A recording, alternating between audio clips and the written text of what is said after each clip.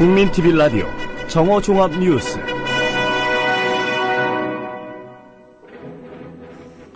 민주당 양승조 장하나 의원 발언 파문을 둘러싸고 여야 간의 첨예한 대결이 계속되고 있습니다. 새누리당이 민주당을 상대로 대선 불복 여부를 추궁하는 가운데 참여정부 당시 새누리당의 전신인 한나라당은 노무현 당시 대통령을 인정하지 않았다는 증언이 나와 주목됩니다. 검찰이 최동욱 전 검찰총장 혼외 아들로 지목된 채모군에 대한 개인정보 불법 유출 개입과 관련해 조호영 전 청와대 행정관에 대해서 구속영장을 청구하는 방안을 검토하고 있는 것으로 알려졌습니다. 우리나라의 원자력 발전소 숫자가 러시아를 상회하며 이에 따라 원전 사고 우려도 그만큼 커진다는 지적이 제기됐습니다. 이상은 이 시간 주요 뉴스입니다.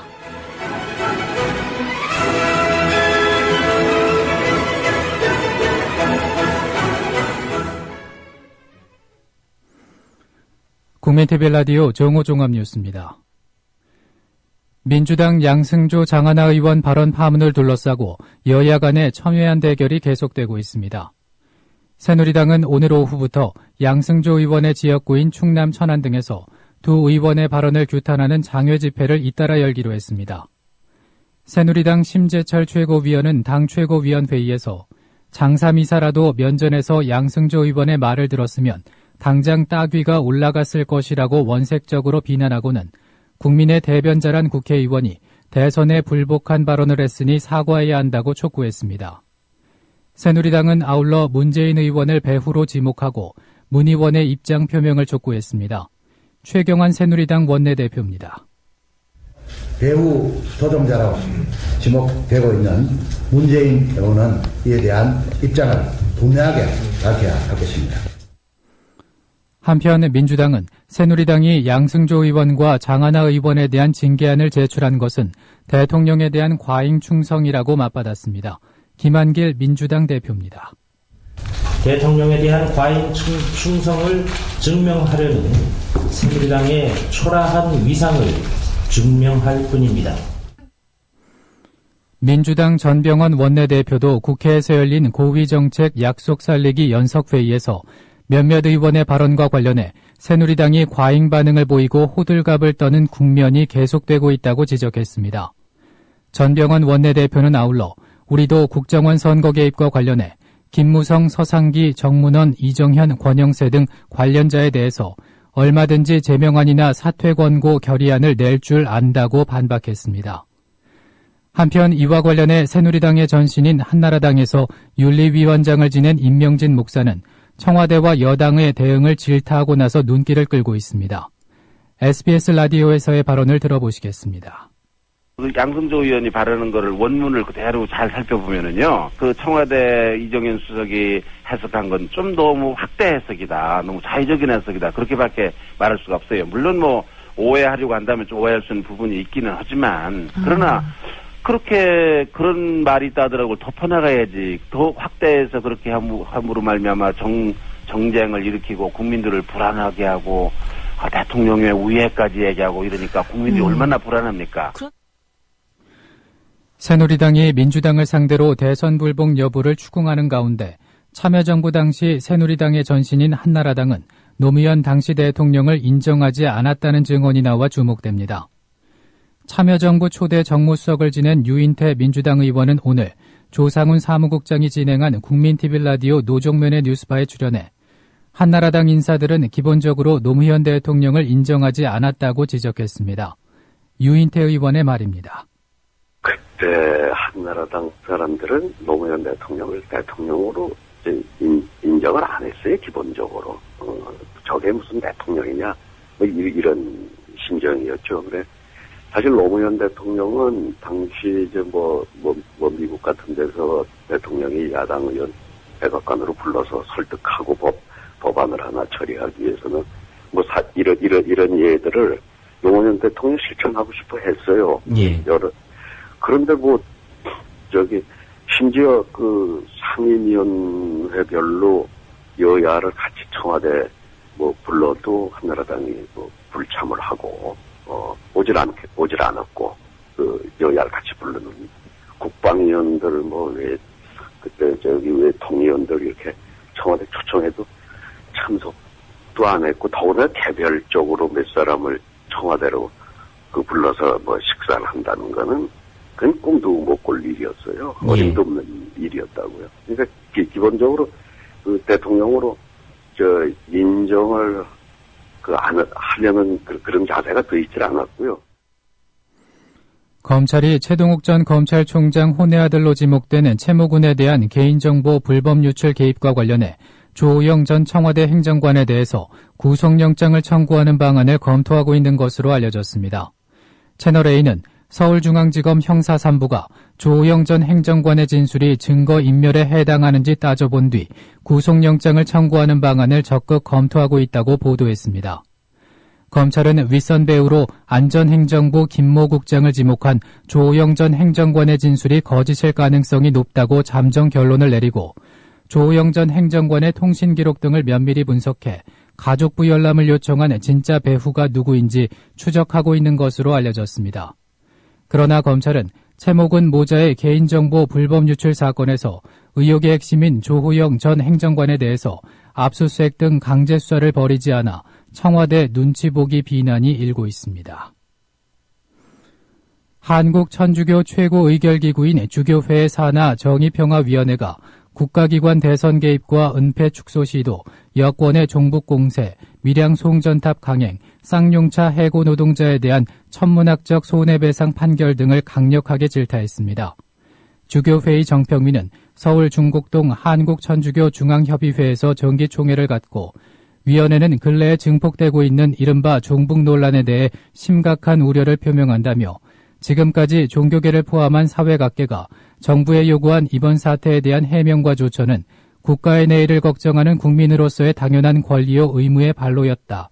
그러나 정부와 여당은 이에 대한 책임 있는 답변보다는 모든 비판을 이념적 잣대로 왜곡하고 호도해왔음은 매우 안타까운 일이라고 질타했습니다.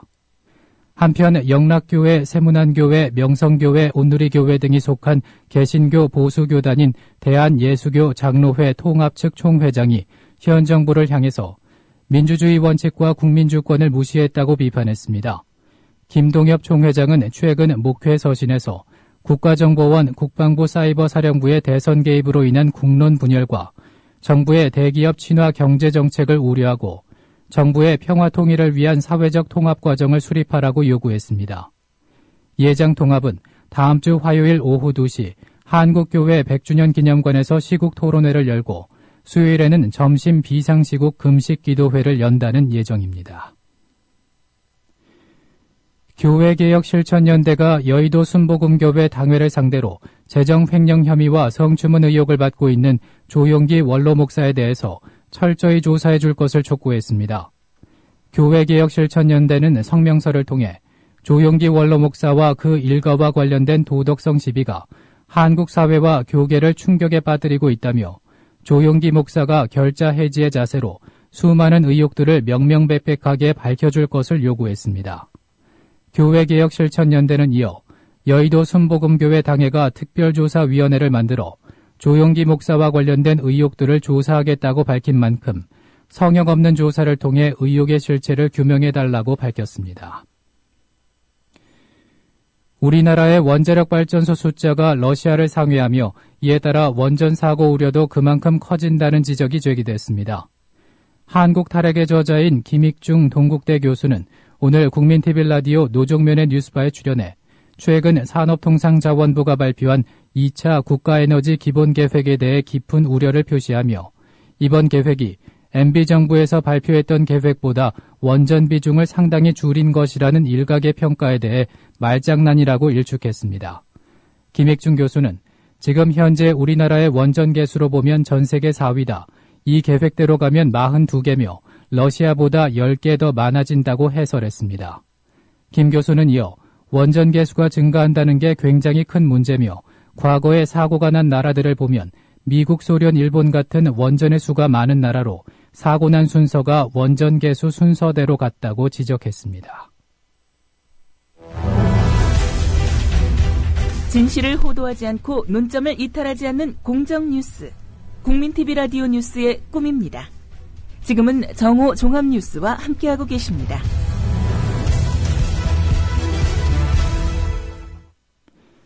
논평입니다.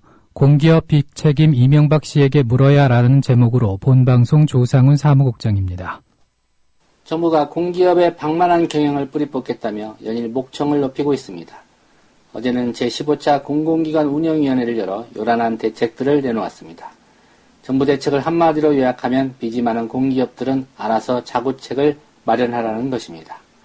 성과가 없을 때는 기관장 해임 권고, 보수 동결, 성과급 미지급 등의 조치를 취하겠다고 합니다. 공기업 개혁 얘기가 나왔을 때마다 제시했던 대책들입니다. 지난해 말 현재 296개 공기업의 전체 빚은 493조 원입니다. 2008년 290조 원이었던 것이 4년 만에 1.7배로 늘어났습니다. 공기업 빚이 급격히 증가한 기간은 이명박 정부가 나라 곳곳에서 토건 정책을 대대적으로 펼쳤던 시기와 일치합니다. LH는 보금자리 주택사업과 신도시 개발로, 수자원 공사는 4대강 사업과 경인 아라뱃길 사업 때문에 부채가 급증했습니다. 가스공사, 석유공사, 광물공사는 이명박 정부가 무리하게 추진한 해외자원 개발 사업 탓에 빚이 눈덩이처럼 늘어났습니다. 10대 공기업만 보더라도 이명박 정부 때 증가한 부채가 200조 원이나 됩니다. 이명박 씨의 대통령 재임 5년간 해마다 40조 원씩 10대 공기업의 빚이 늘어난 셈입니다. 대기업 CEO 출신이니까 다른 건 몰라도 나라 살림은 잘할 것이라는 기대를 받았던 이명박 씨였습니다. 하지만 이명박 씨가 남긴 것은 빚더미에 허덕이는 공기업과 국민 혈세를 끝없이 쏟아부어야 할 판이 돼버린 4대강입니다. 야당과 시민사회단체는 우선 4대강 사업에 대한 책임이라도 묻겠다며 이명박 씨를 배임 등의 혐의로 검찰에 고발했습니다. 통합진보당이 이명박 씨를 배임 혐의로 고발한 것은 7월 14일이었고 환경단체가 같은 혐의로 이명박 씨를 고발한 것은 10월 22일이었습니다. 그러나 고발장을 받아든 검찰이 이 사건을 수사 중이라는 소식은 들리지 않습니다. 시국 상황과 관련해 보수단체가 고발장을 내밀 때마다 검찰이 보여준 발빠른 수사를 볼 수가 없습니다.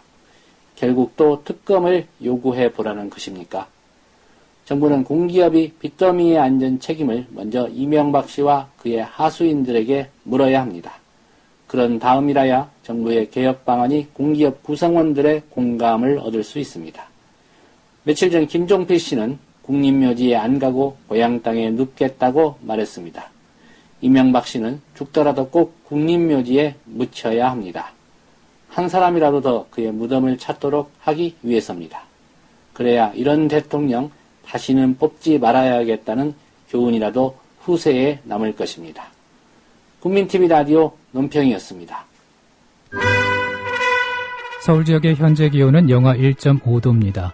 뉴스를 마칩니다. 아나운서 정승조였습니다.